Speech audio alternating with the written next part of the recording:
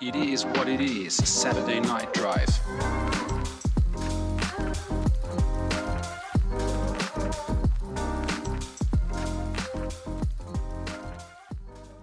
So, dear audience, we are 100% transparent when we say that we already recorded this week's episode, but our microphone fucked us over. Yes. We recorded the entire episode, we did our sound check before, and what happened? The sound was gone once we were finished. Yes.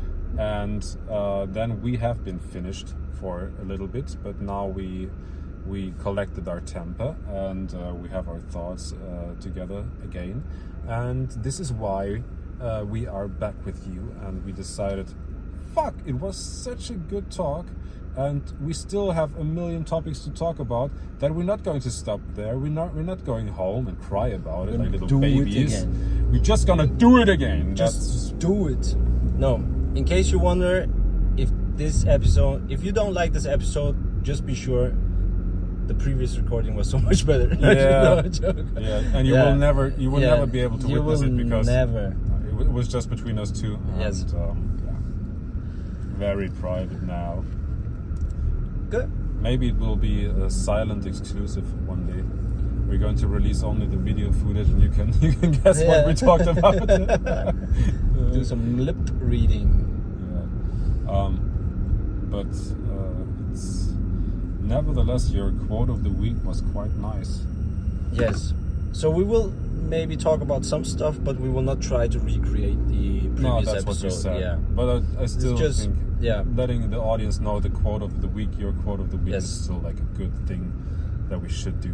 Yes, as always, we talked about a quote of the week, and my quote wasn't actually a quote, to be honest. It was more like a short story. I don't know, it was released somewhere 2019, 2020. And the short story is called The Boy, the Mole, the Fox, and the Horse. So basically there's this section in the book where they're walking through the forest or the woods during night, and the boy tells to the horse, I'm scared because I can't see a way through. And the horse just answers, but can you see your next step? Kid goes, yes. And the horse says, then just take that. And I was actually quite amazed by this quote again, because I heard it previously, but this week on Monday I heard it again.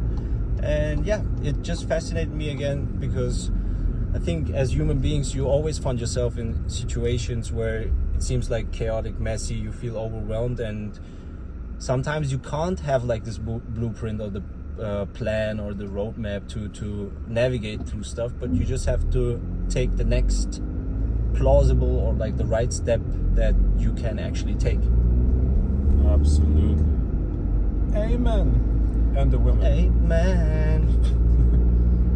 Oh man. Yeah, it's I mean, we talked about it. I feel kind of tired these days, but it's not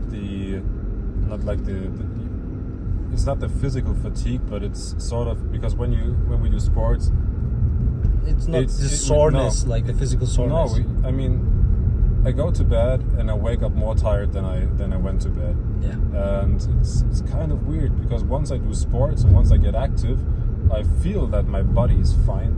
It's working properly, and I do have the energy. And probably it's linked to something mental, but I find it strange that we both have it. Yeah. Like this phenomenon. Maybe we're ovulating or something. No, I don't know if it's even mentally or it's more like hormonal or emotional, because no, really, I found it strange because I had the same experience.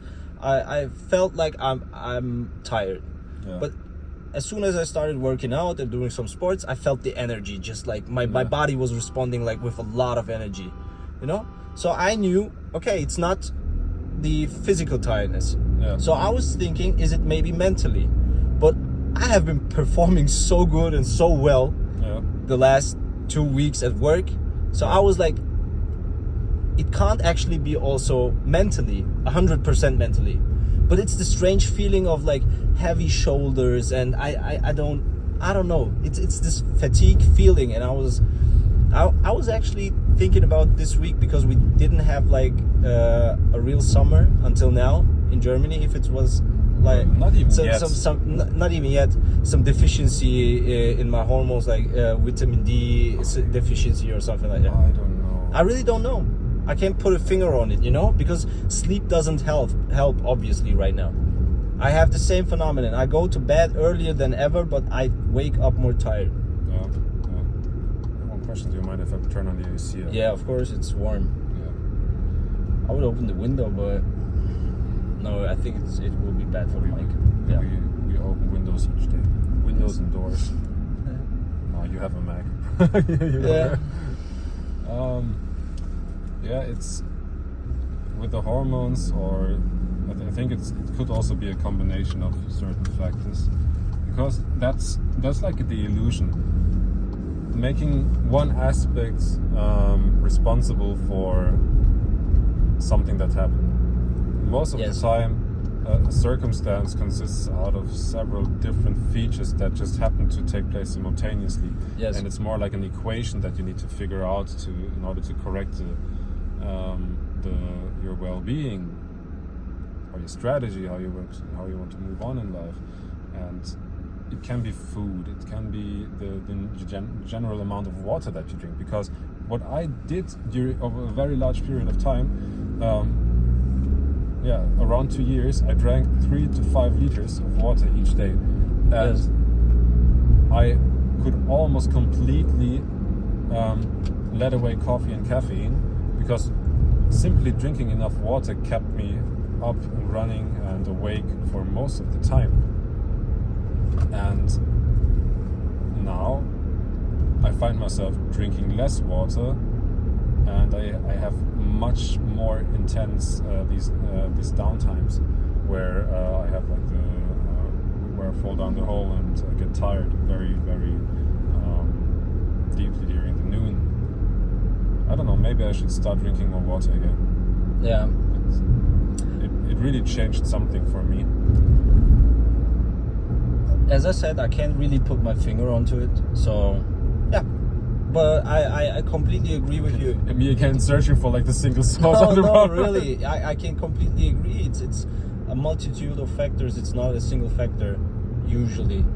But yeah, I don't want to complain. I'm doing good. I'm doing fine. But it's this general feeling of being a little bit fatigued right now. Yeah, but what is it? I don't know. I'm not trying to overthink it. I'm just trying to live each day to the fullest. To the fullest. And that's good. Yeah. I mean, I thought of every possibility I can think of. So there is only one way for me. Just try out what helps, and yeah. Just keep going forward. Just keep going and try out something different. I also changed a little bit my diet, like I'm right now I'm eating a little bit more protein and less carbs. So maybe this is it, because my body needs to get accustomed to it. But yeah, we will see. Yeah. And we also did again some IIWII DIY stuff during the last days and weeks.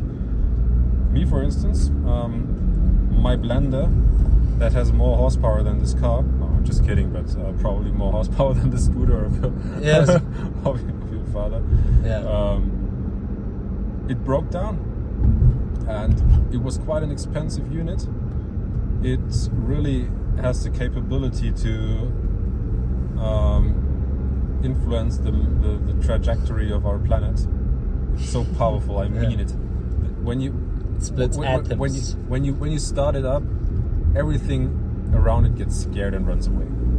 Speaking of experience, but I couldn't simply accept that it broke down, and I decided to look inside what happened to it, and there was like one tiny pin in a connector that just melted down due to vibration. I don't know, had some lightning development inside, and it looked at least to be quite easy to fix. Then I looked on the I just looked on the manufacturer's site if I could get this thing as a spare part, and of course not. You just have to order the whole fucking motor block, which costs you $180. Couldn't accept that because I think I saw this. It's when you think of consumer electronics, Yeah. it's mainly plastics, a chip, and some copper for an electric motor, in the best case. And I just I took the defect part, searched for an alternate product, found it for $4. Really, rework time max 10 minutes maximum. Put it back together, works as new. Great. So, turning everything into a saving of Everything you touch Yeah. turns into gold, like Kanye. Yeah, that's what I do. That's actually also what I do, because I tried to change the battery of my brother's iPhone. Yeah. And then I destroyed his display. Shit happens, I guess. Yeah. But we don't do that here. Did you know this one snippet of Kanye where he talks about being together with Dave Chappelle and Jay-Z, Yeah. and they're in the back room somewhere and listening to the new skit of Dave Chappelle, and then Kanye gets a call and he's just picking up his phone and it's like, yeah, yeah, because my life is dope and I do dope shit. stuff. Yeah. And he hangs up. Yeah. That's so Kanye. That's what we do. We fix stuff and we save money. No, but that's what I didn't want to say.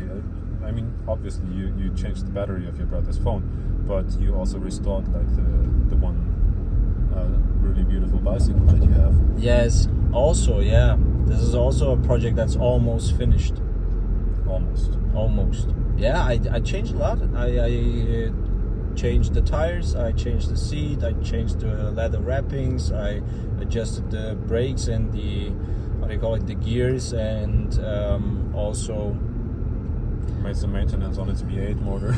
no, I cleaned it up real good, but I noticed that the, how do you call it, in the rims there were some cracks, so I'm trying to actually get that also. Spoke wheels.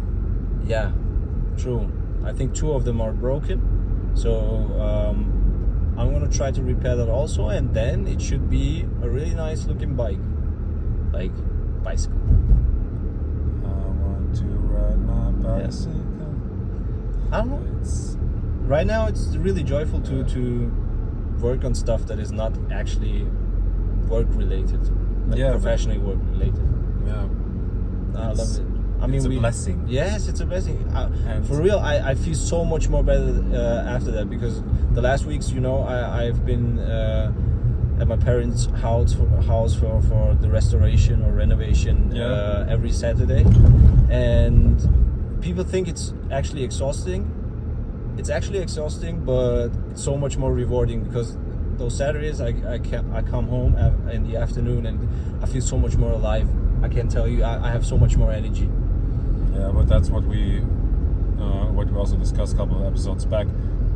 Mental and physical strength or workout needs to be in some sort of balance. When you work out physically, your mind can rest. Yes. And during both our jobs, Yes. we put our minds under stress for most of the day. Yes. And this is where when you do sports, when you exercise, or when you do the physical labor, this is the only time your mind can rest. You can turn up with like a decent plan and follow this plan, not being reactive to different situations, of course, but not in like the intensity that you have during, I don't know, management meeting to management meeting to management meeting, preparing, dealing with different arguments, etc. No, but it's if you want, I just want to reach out to the audience, because we had it also previously in our episode before that didn't make it, unfortunately. If you want to get to know more about like IIWII DIY stuff, also feel free reaching out to us. Also, if you want to, I would say, even if you need some advice how to rework shit. I mean, nowadays everything is in the internet anyways. But feel free to reach out to us. We're here for the experience. We're here for all of it. So I would even go a step further, because I actually told my coworkers, not even advice, if they need just a helping hand, just shout out. yeah, let us know. Let us know if we can manage, if we can have the time, we can drink a coffee and work on some stuff, or be helpful at least. Yeah. It doesn't mean I'm gonna do your whole project, but No. If I can help, I will help. Yeah. Eventually we will break it. Yeah. But Like with the display. Yeah. But nothing is certain. No, but now I have learned from my mistakes. Now I know for 100% how it works out. Yeah. Iteration, brother. Yes. No, yeah, it's anyway. If you see our reels, if you follow us on Instagram, and you like it, leave a like, comment if you have your opinion, if you want to know more. If you don't want to engage that much, leave us a message in our DMs so nobody else can see it, only us. We are open for everything, and we like to basteln. This is actually the strangest German word. I looked it up, and it's called handiwork. Handiwork, yeah. But that. Or working with hands. Yeah. It's a very, very interesting translation. Yeah. Not Sounds transferable. wrong. It does sound Handiwork. handiwork. It's quite handy, brother. Yeah. It's no, but I really think there are some nice things that we're working on recently. And talking about the last episode, last week didn't take place, and these are basically our therapy sessions here. Yes. Talking, like, really, I don't know if you hear it, but we talk our hearts out, and it's such a pleasant thing each week. And last week actually we missed it because of one very, very big thing we, also a couple of friends and I organized for Janner, because it was his bachelor party. Yes. So we had a reason so why there wasn't an episode on Wednesday. But yeah, we just love talking. And we also, in the last episode, we ended it by having like this sort of love orgasm, talking about how much we love it. And we can't recreate it, but we nevertheless want to let you know this. Yeah. And for everyone, maybe everyone listening, maybe comes out as we speak, it's never about actually arguing, and it's never arguing about topics. It's never about or being right. Yeah, who's right, and trying to persuade the other one of your opinions. It's just like it's really just sharing your thoughts. Yeah. I don't know if people notice, but we actually just talk about stuff that happened the last week, what we think, how we think about stuff, but it's never about do you confirm what I think, or do you disagree, or is it something different? There is no discussion. It's just sharing your inner voice or your thoughts. Yeah. And I like that. That's why it's more of a therapy session. It's not this classic I want to prove a point, or I want to actually tell you how it's actually right. But do you also know this feeling? Because sometimes you can get more value out of disagreement than from agreement. Yes. But it's a very strange feeling, because as a people pleaser or somebody who avoids conflict, one tries to seek like calmness and validation from being on the same page with everybody. Validation, yeah. But for me at least, it's a balance between being agreeable in the right situations, but also the necessity to disagree in certain situations, because otherwise the whole construct of social interaction wouldn't work properly for me. And it gets boring. Not even the boringness, it gets unauthentic. But it also gets boring. Yeah. Of course, that's like the very bad side factor of it. But yes. In the end, you can't maintain a healthy and organic relationship with somebody if you don't every now and then disagree with them.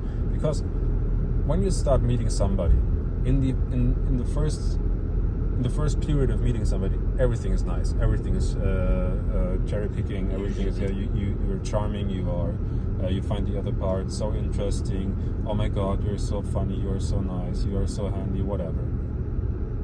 But once this pink curtain has risen, and you really have to deal with the human that's on the other side, that's the point where friendships break, or where you really have to prove, okay, am I willing to get to know this human being? Yes. And see like the true inner self. And for many relationships, maybe love, friendship, also business-wise, this is the part where it's decided whether it will be a long-lasting relationship or a short-term relationship. Definitely. So yeah,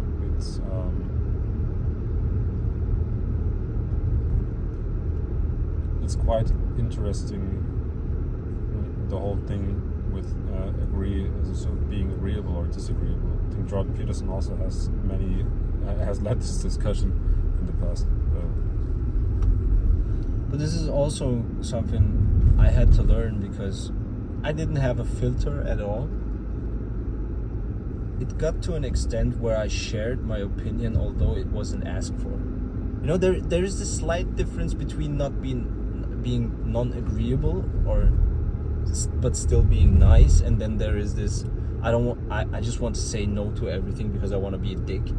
Or let's say I also, how you phrase stuff, you just phrase it like an asshole. And I had that period of time where I had like zero filters, but to that extent that I actually shared my opinion, negative opinion, even if nobody asked for it. So this is also like really intricate to being non-agreeable but still remaining social.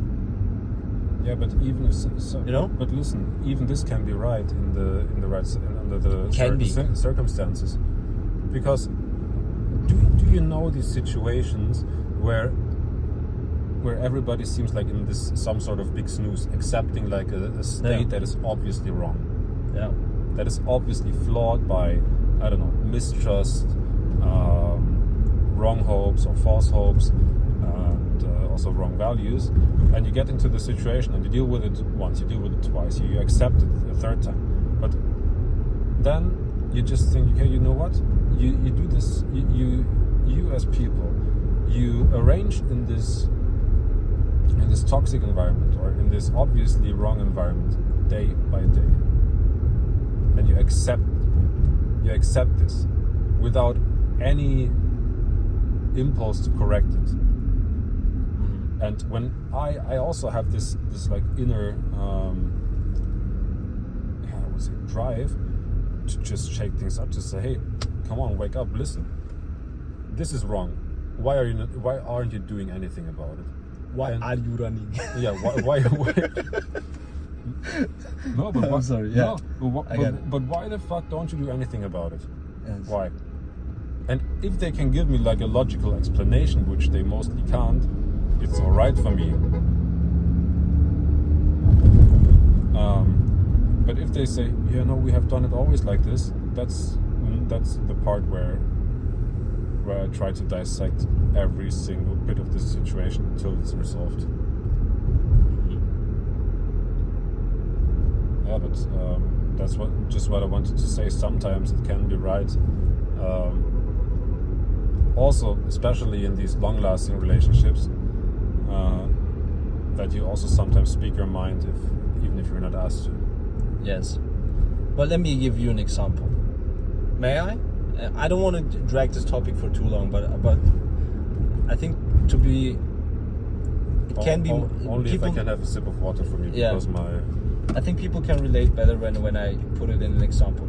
So let's say someone told me, like in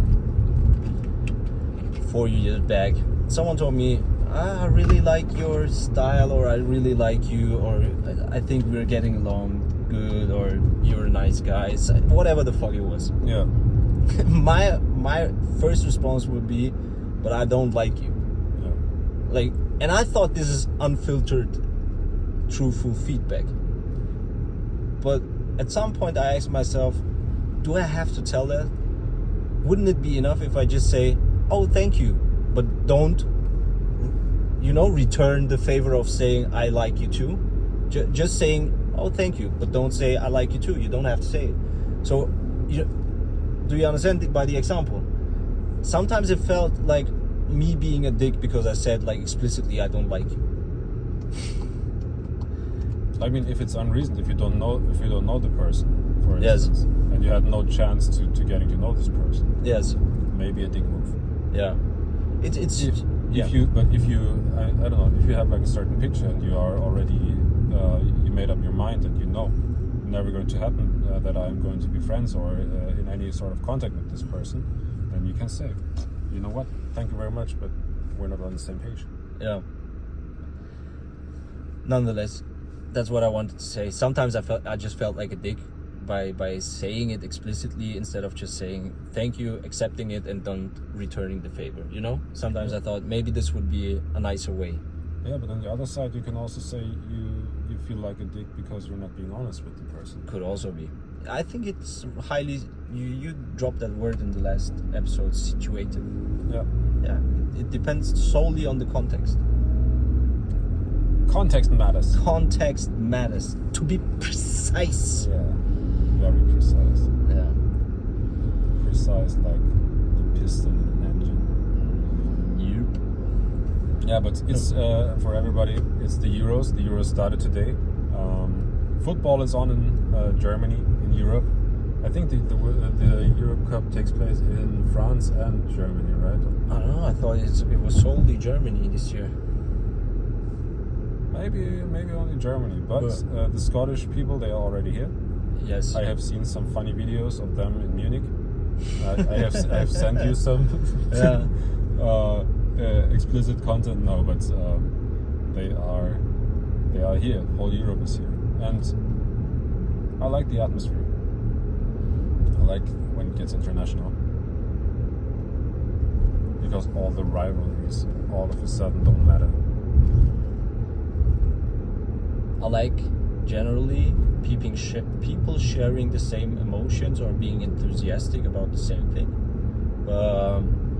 That was never the case for me. I really never got the grip of watching sports being entertaining rather than doing sports. There are some stuff that I watch from time to time, but I also don't follow any type of sport in that consistent manner as I maybe did with 17, 18. Okay, but you did it previously, but right now for a few years, yeah. Yeah, but right now you're not doing it. No. Didn't you follow like fighting? Fighting, I watch still some fights. Some fights I still watch if it's like a really important fight. Yeah. Also, like when I have the time, like last year I didn't make it, but the year before that I also watched the playoffs again. Basketball, Yeah. but yeah, I couldn't do it so consistently, or I can't do it so consistently anymore. And yeah, that's the whole reason why I generally like when people are really enthusiastic about sports and stuff. But I don't anymore. I don't. I mean, let's be honest. I think we are both a little bit tired today after a long week.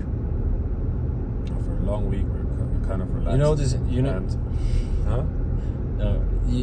Sorry, I'm so constantly talking between you, but the scene from Batman with Bane where he says like, you have merely adapted to the dark. I was born in it and molded by it, and that's the same with tiredness and me. You guys only adapted to tiredness. I was born in it. No, we're tired. Yes. No, but what I wanted to say is Sorry. we don't we don't have to drag it into like unnecessarily deep, but I think one thing we can share with the audience is also a cultural bit. And what I want to do now is explain the audience what a traditional Turkish rakı evening looks like. Ooh, it's hard to say. Or at least what it means for us. For us, depends on because usually it depends on the people. There are so many people. This is so interesting. Like I have never seen any other country doing this much rituals about drinking alcohol. Yeah. You know, there's so many different ways to drink raku according to people. So maybe let's give just an introduction because not everybody knows raku, what it is. It's like a liquor. It's a liquor, yes. Made of anise, right? Yeah. And how do you drink it traditionally? Herbs and anise and traditionally it's a clear liquor, so it doesn't have any color, but it turns white if you add water to it. So there are people who are drinking it clear and then just drinking water afterwards, or they mix already water and the liquor in the glass, so it turns white. That's why it's also called lion's milk in Turkish. Yeah. Aslan. Yeah, Aslan City. Yeah, because it's so strong and white. But doesn't that sound nice? Yeah. Aslan City. Lion's milk. Yeah. And it really has something to it. Yes. But you don't the most wag explanation probably for drinking raki is it's not that party drink. No. It's not for a party occasion like going to a club or dancing or stuff like that. It is always connected to some kind of bonding, deep talks, being emotional, singing, sentimental. It's more, a therapy session. Yes, and you don't drink. Usually, you say you don't drink raku with anyone, or like with you actually drink it with really dear friends or like close friends, because it's this. Yeah, the scenery is more. You have to talk also about topics that you can trust other people with and stuff. The whole culture about it is more being more, how do you call it, close. Yeah, the setting is very private. Yes, and it has a very special touch to it. Yes, because there's so many layers to it. Yes. On the one hand, you have like obviously the raku, which is the drink. Yes. But it's not about drinking much, but about the whole experience. I just thought the BMW is going to hit the bike. Yeah. What the fuck? Yeet. Oh shit. Oh, I don't want to see an accident today. You have like fresh food with fruits, cheese, olives, sometimes crackers, and everything mixed up with a nice location, because obviously you can do it anywhere, but you seek some sort of private setting where you don't have like many people around you, and it's crowded, and it's very I would say chaotic, but it's more like settled. It's a settled atmosphere. And then you also add like there are playlists on Spotify that are especially made for these occasions. Yes. And to anybody who has ever listened to Turkish music, it can be quite melancholic and sad. Generally, almost everything in Turkish culture is so much more dramatic in comparison to German. Yeah, it's culture, like a Spanish telenovela. Yeah, true. And oh my god, maybe there will be like an IIWII Rakin night one day, but the whole thing about it is you connect on a different level. Yes. And it's a very unique experience. And there's also this one street in Istanbul, Istiklal Caddesi, and there's a little side street to it behind is Istiklal is Beyoğlu. Yeah. Where it's like this hall which is like famous for it. Yeah. What is it called? I think the most one of the most famous one is Çiçek Pasajı. This I don't know this passage, where you can actually listen to music and drink and stuff. So if you are ever in Istanbul, you should drop by and get a taste of it. But nevertheless,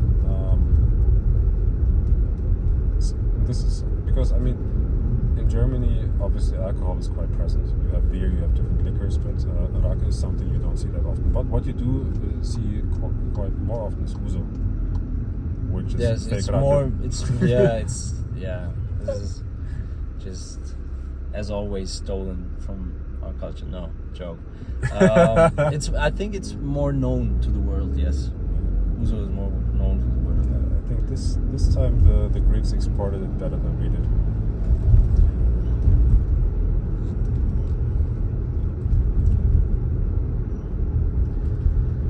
Yeah. Damn, I would be like, not right now. I would be okay. Sometimes wishful thinking is also good. Right now, I would just enjoy like being by the sea in a Mediterranean country. I don't know. The vibe would be so fitting right now. Yeah. Yeah. Yeah. Imagine now just driving Yes. to a beach bar. Yeah. Not even a bar or a cafe close Yes. to the beach. Yes. Yes. Just think of it. You have Yeah. the promenade in front of you. Cars that are passing by. There is some live musician Yes. playing the guitar. Then you hear like the ocean. There is the tanker. Even right now, even if it would be just chai, Yeah. the black tea, even with chai and just sitting at the beach, eating some It could be a fucking car. sunflower seeds and stuff like that. It could be a park bench. Yeah. I wouldn't mind. I could also sit on the sand. And then you have like these flickering lights on the horizon Yes. from some cruise ships, Yeah. oil rigs, Yeah. whatever. Yeah. Oh, this is a dream. This is really, this is a dream.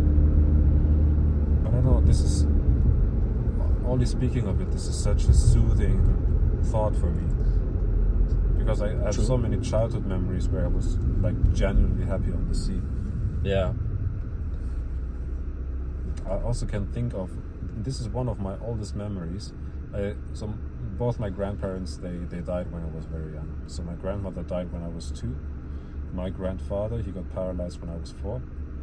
And I have one memory from where I was 3 to 4 years old, where we have been in Turkey. And they had, my grandparents, they had like an apartment there, and it was close to the sea, and it was also directly like on the beach promenade. Yes. And when you looked down the balcony, you had the market once a week. Well, not once a week, but every day, where the fishermen just sold their fish, and also the fruit stands were. And I have this memory of my grandfather taking me downstairs. My mother was still in the flat and the apartment. My grandfather taking me downstairs, and I was holding his hand, and we were walking through this market directly on the sea, and I still have the smell in my smell, nose yeah. of the salt water, of the fish, and the different sorts of fish they offered there. And I can still remember that my grandfather gave me this one sardine. We bought many fish, and it's like a branding, you know. Yes. This memory is like a core memory for me.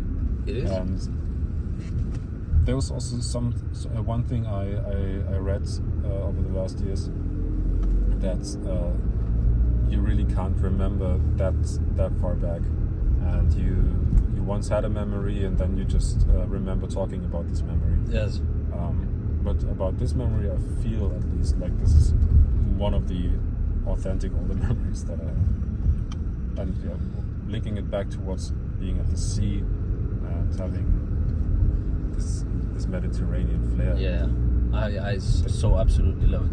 But for everyone who has been waiting for a sign to book the next vacation, this is your sign.